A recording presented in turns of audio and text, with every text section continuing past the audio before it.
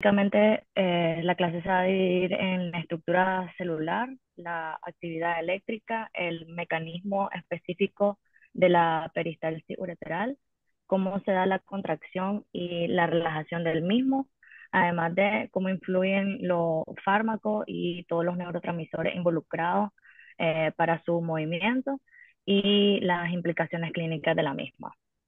Lo más importante a tener en cuenta de este tema es la peristalsis.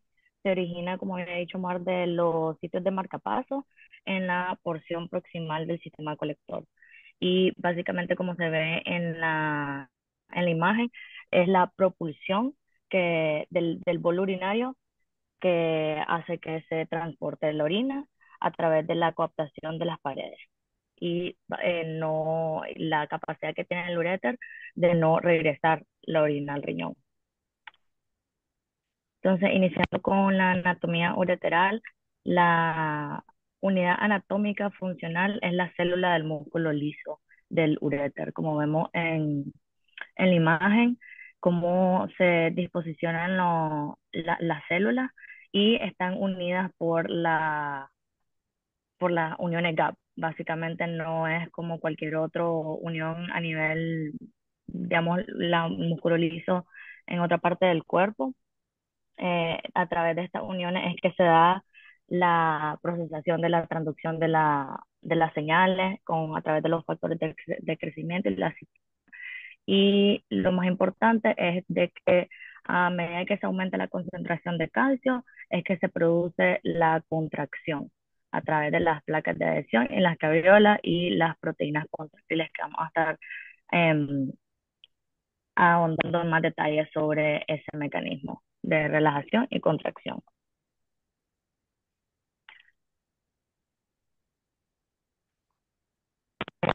Tenemos que tener en cuenta que el desarrollo del nivel a través de la conducción es bastante GNF, el factor neutro de las células gliales y que eh, hace que el conducto mesonero se vagine y que ordene las células para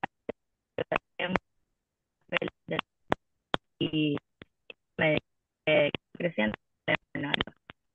Al mismo tiempo, se están dando mecanismos de apoptosis y angiotensina 2 se involucran en este proceso a través de la ramificación, la obliteración, la recarga de, de estos factores y de la de anomalías en este proceso donde vienen en tal los electores dobles, el riñón displásico multiquístico, los megaúteros y las obstrucciones.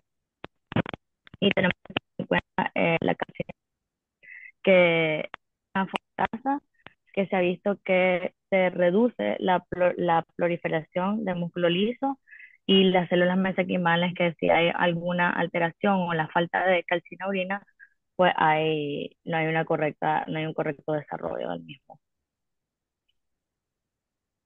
Ahora, ya entrando en materia sobre cómo se da la actividad eléctrica, todos conocemos el potencial de acción y esto está dado por la distribución de los iones, básicamente. Entonces, iniciamos con la distribución del potasio. Todos sabemos que adentro de la célula es mayor la concentración del potasio que afuera, entonces el gradiente eléctrico se opone a esta salida. A medida que se va dando el potencial de acción, están iniciando la hiperpolarización de la entrada de calcio para que se dé una entrada transitoria y espontánea y al mismo tiempo el movimiento del sodio va oponiéndose al potasio para dar el potencial de acción. Este potencial de acción se puede dar por cualquier estímulo eléctrico, mecánico o químico, o ya sea por la célula adyacente, que es los marcapasos principalmente. El estímulo debe ser lo suficientemente grande para disminuir este potencial de membrana. Como vemos acá, estamos aquí en el potencial de membrana está en reposo. Después se va despolarizando hasta llegar al potencial umbral Y luego se da el fenómeno de overshoot, que es donde se incrementa este potencial de acción, llega a una meseta. Aquí es donde inicia pues la entrada de calcio y sodio, y luego se activa de nuevo la corriente para regresar a su estado en reposo. Como había dicho inicialmente, las células marcapaso están en la porción proximal del uréter, en la pelvis renal, perdón. Este potencial de reposo es menor que el potencial de reposo en el resto del uréter, y esta despolarización, la elevación es más lenta y espontánea que lo que se da en el uréter. Al mismo tiempo, lo más importante es los canales de calcio tipo L, es una apertura y un cierre lento, porque es un potencial que se va dando continuo. Se opone la abertura y el cierre de los canales de calcio, de potasio, y también son otros cambios a nivel iónico para que se continúe y se vaya despolarizando y repolarizando las células del resto del uréter.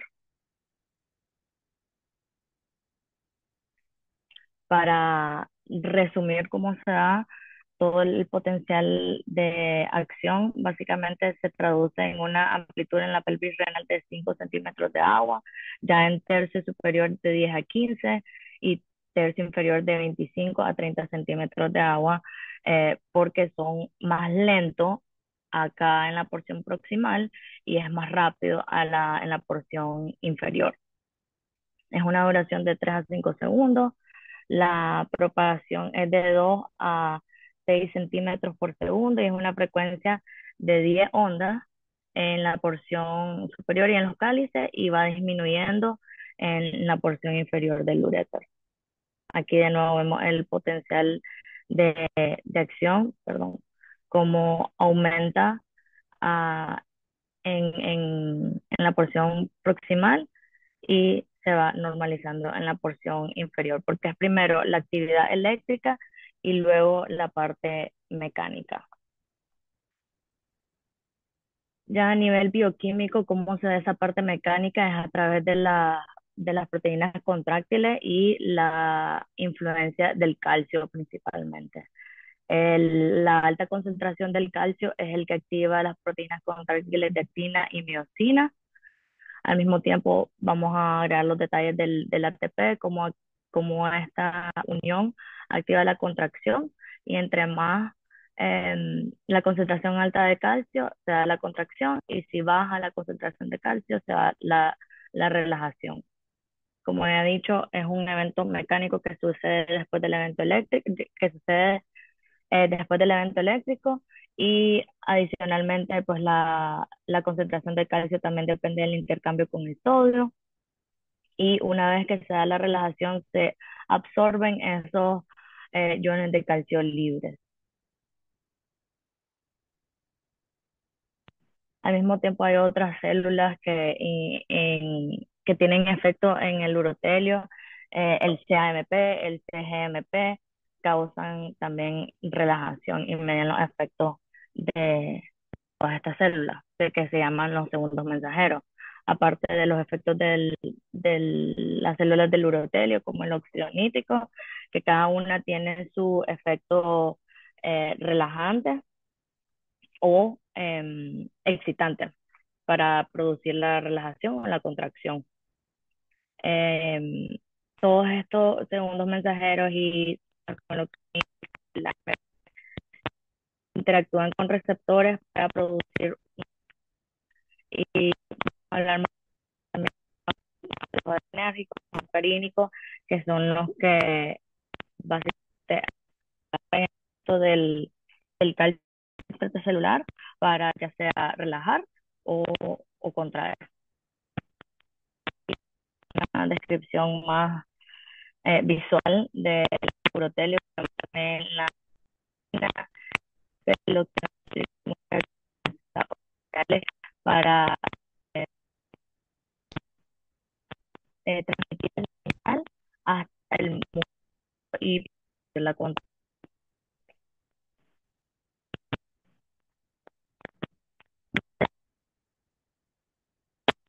que tenemos primero la actividad eléctrica y parte mecánica, y luego entramos a la modulación ya sea del sistema simpático, parasimpático, para activar la muscular, colinérgico y eh, que el efecto del agonista colinérgico, especialmente la acetilcolina, lo que hace es un efecto excitatorio, o sea que aumentan la frecuencia y la fuerza de la contracción. Todo esto dependen de la liberación difusa pues, de los neurotransmisores. También vemos la acción de la anticolinesteranza como la fisostigmina y la neostigmina. Esta inhiben la hidrólisis de la acetilcolina, por lo tanto es un efecto excitatorio también. Tenemos los bloqueantes parasimpáticos, que es la atropina, que es un agonista. Eh, y tenemos también además los beta-adrenérgicos como la propanolol, el isoproterenol, que son inhibitorios también. Todos estos interactúan juntos para ya sea producir un efecto relajante o de contracción. En, lo más importante de tener en cuenta también ante el sistema simpático son las neuronas catecolaminérgicas, especialmente los receptores alfa-adrenérgicos a nivel de uréter distal, que es la mayoría de donde se encuentran la mayoría de estos receptores. Esto hacen que aumenten la fuerza contráctil, y ahí lo que tenemos que tener en cuenta pues es la mayoría de nuestros medicamentos como la doxazucina, la tamsulosina, que bloquean estos receptores, eh, dando lugar a la relajación del mismo. Además tenemos los otros, los beta adrenérgicos, también los receptores y los otros neurotransmisores y agentes que se involucran en la relajación o la contracción del uréter. Además de prostaglandinas, tienen un efecto inhibitorio, y el ATP, que tiene un efecto excitatorio. Aquí podemos ver cómo se dividen los receptores para un resumen básicamente de lo que acabo de explicar sobre la contracción y la relajación del uréter. Como ya he mencionado, los adrenérgicos, muscarínicos y los histaminas se involucran en la contracción. Y la relajación son los beta, el óxido nítrico, las prostaglandinas, entre los más importantes. Ahora, hablando de cómo se produce la contracción como tal, están tres tipos de relaciones: la relación fuerza-longitud, fuerza-velocidad y la presión, longitud y diámetro. Dependiendo de la cantidad de vinculaciones que hay entre las proteínas, es que se da esta relación. Al estirar el uréter, la fuerza tensora en reposo aumenta hasta tal punto que se va produciendo también la contracción, pero llega hasta un límite.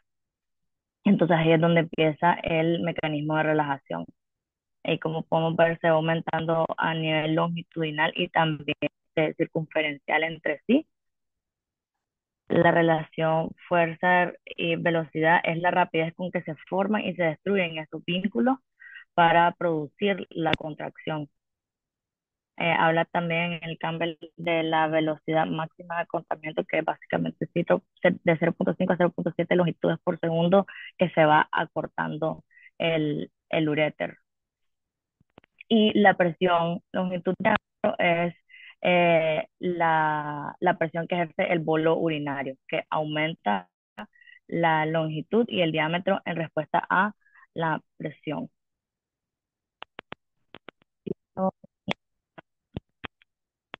Ah, cómo se, se va moviendo el uréter, la contracción a nivel longitudinal, pero esto ocurre al mismo tiempo a nivel circunferencial. Ambos a la misma vez es lo que propulsan el bolo urinario, que es lo que lleva a lo siguiente, que es el transporte de orina.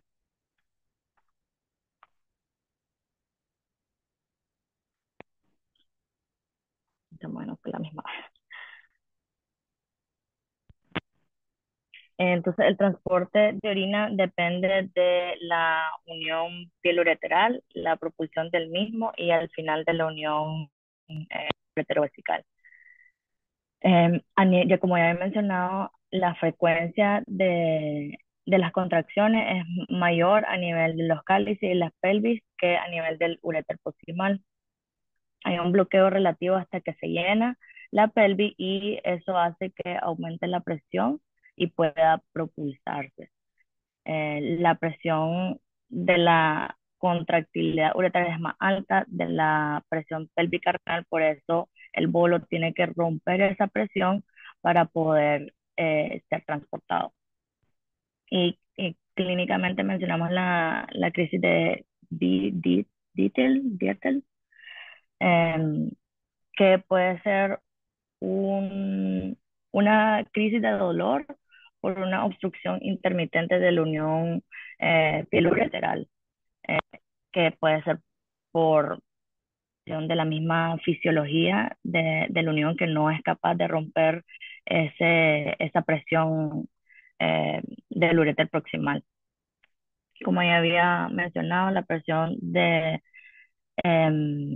la pelvis es de 0 a 5 centímetros de agua, que eso es lo que tiene que romper el bolo para que se dé una contracción ureteral y que pueda transportar el máximo volumen por minuto. Y a medida que aumenta el diámetro, disminuye la presión por la ley de Laplace también. Y se va transportando el volumen. Vamos a ver de derecha a izquierda, se va dando primero la contracción, que aquí vemos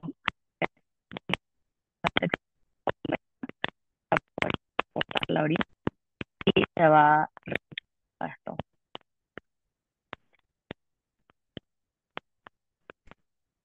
Ahora es importante tener en cuenta que la cantidad del bolo urinario es lo que nos va a determinar también nuestra frecuencia. Entonces, entre más aumenta el flujo, aumenta también la frecuencia de la peristalsis, pero esto tiene cierto nivel de balance, porque si hay un volumen bajo, va a haber una frecuencia más alta para poder empujar ese volumen hasta que llegue a cierto punto de que ya no, de dilatación, que ya no lo puede empujar y vencer esa presión.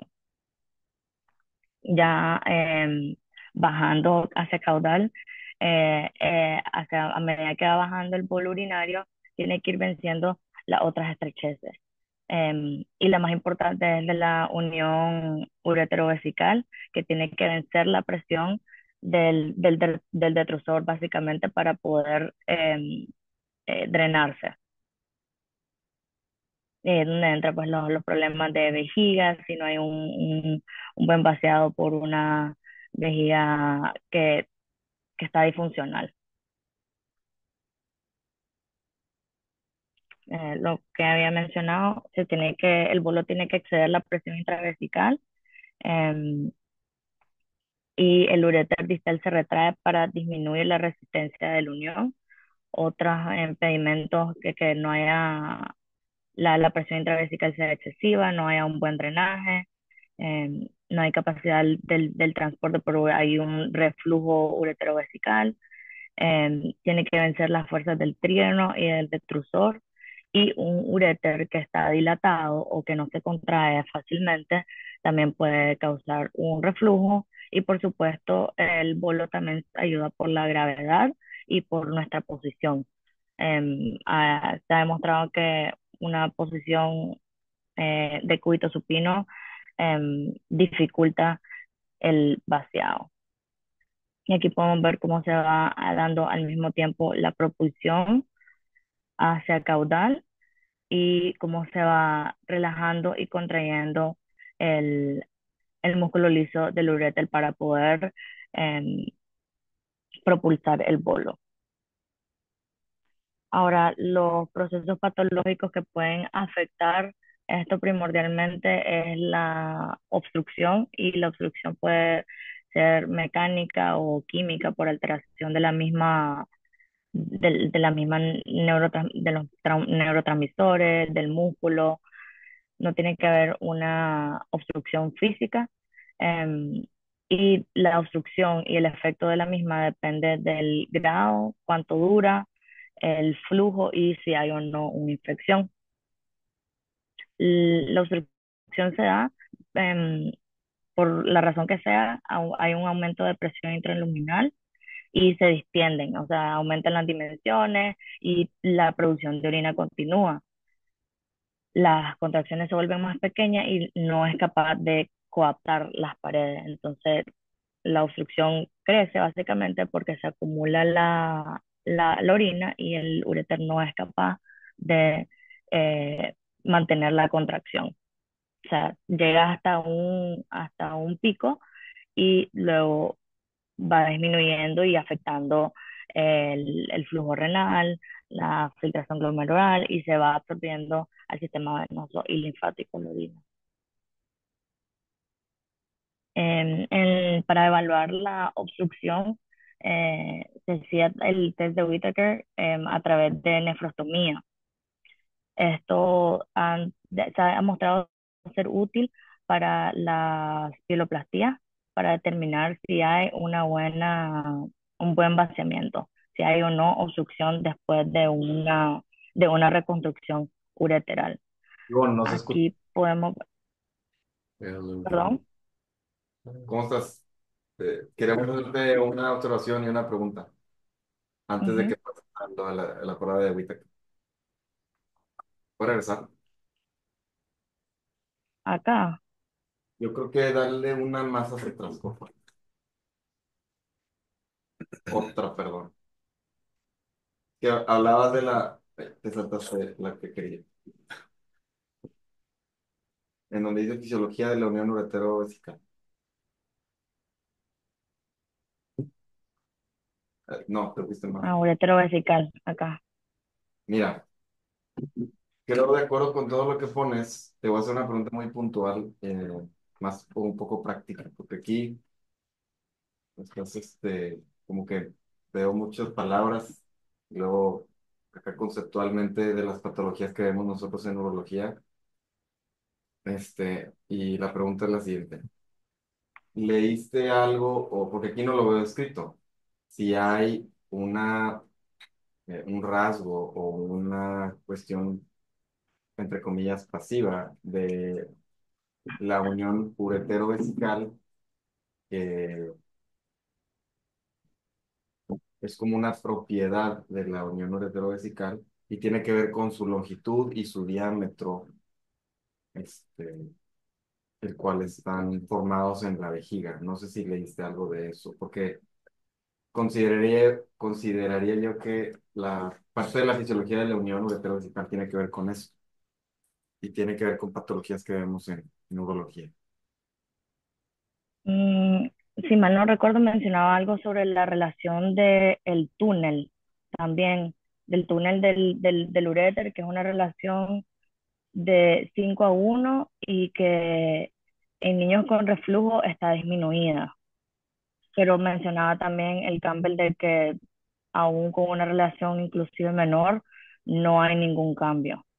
Así que por eso no lo mencioné porque está descrito que es el túnel de 5 a 1, pero no necesariamente es lo que determina o no que haya un buen vaciado. No sé si me explico, No, si sí, estoy contestando la pregunta o si a eso es a lo que se refiere. ese es el punto que quería que tocaras.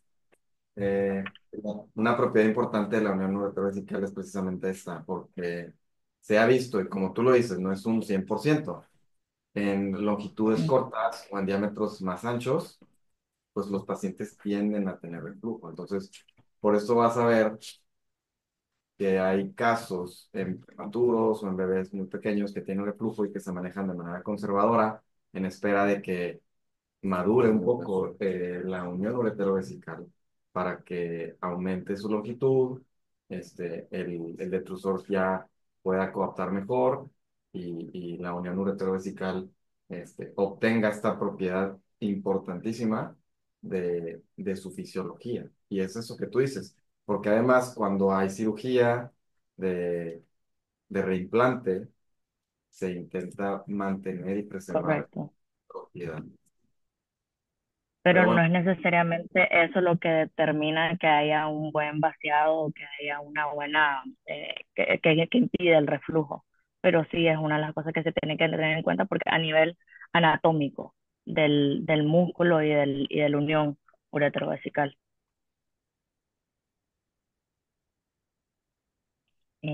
Bueno, continúa con... está hablando de cómo se evalúa la obstrucción.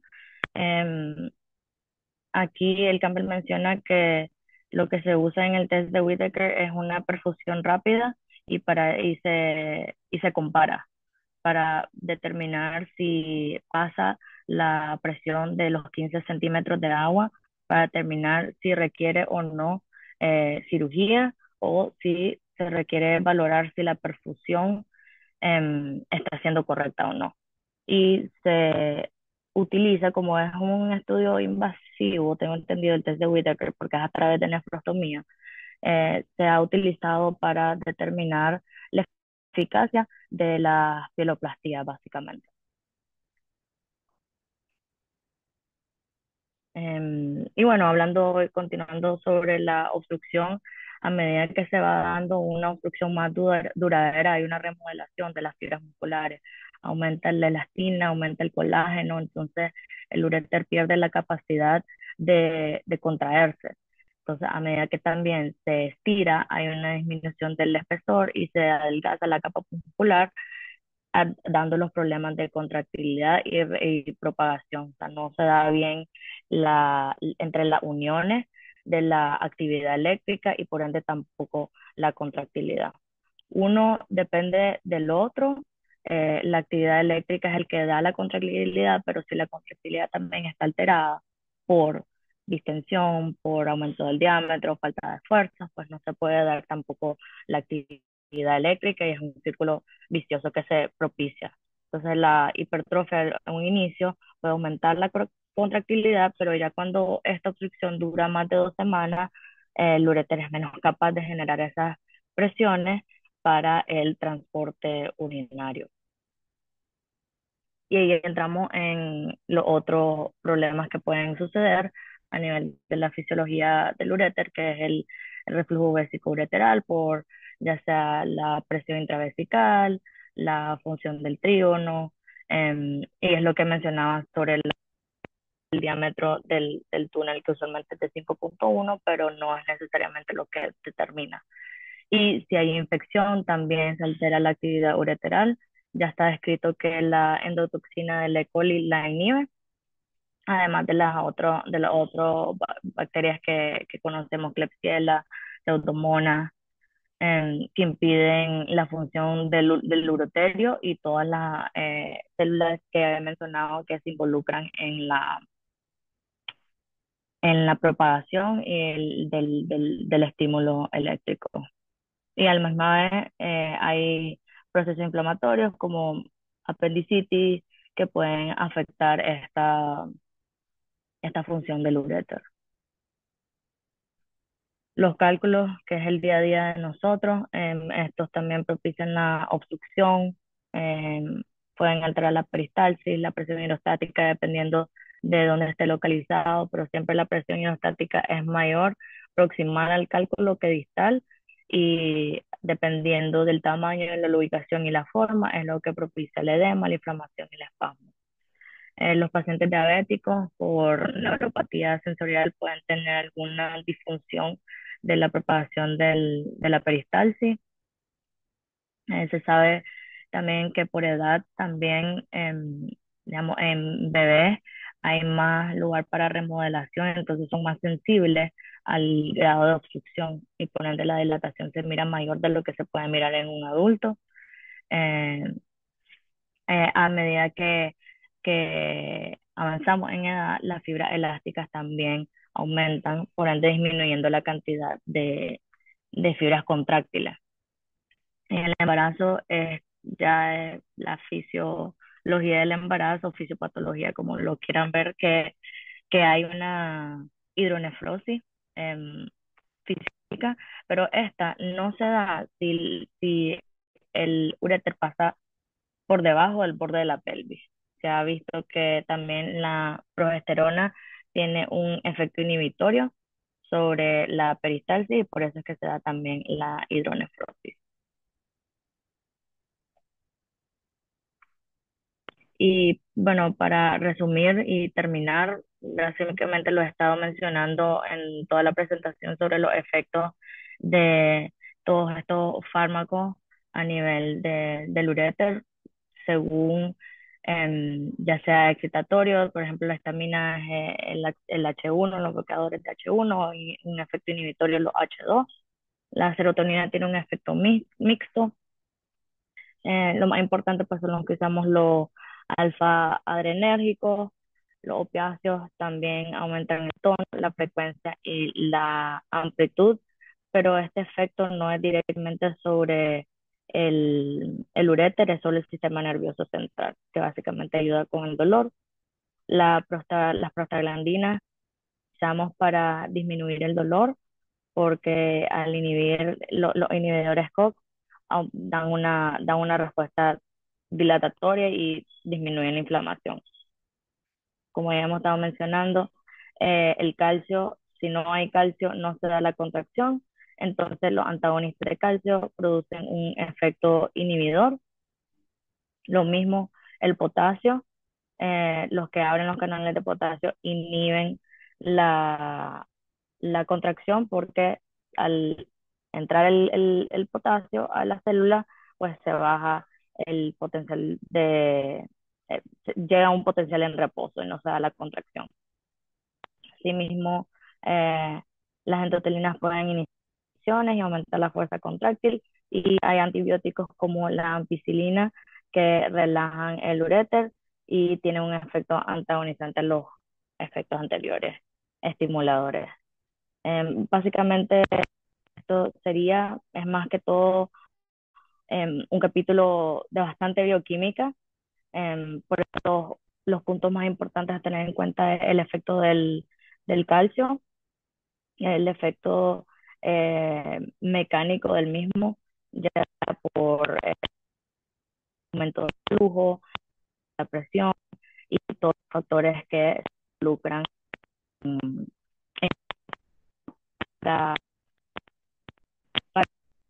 para dar lugar a la contracción del cuerpo. Ya. ¿Hay alguna pregunta?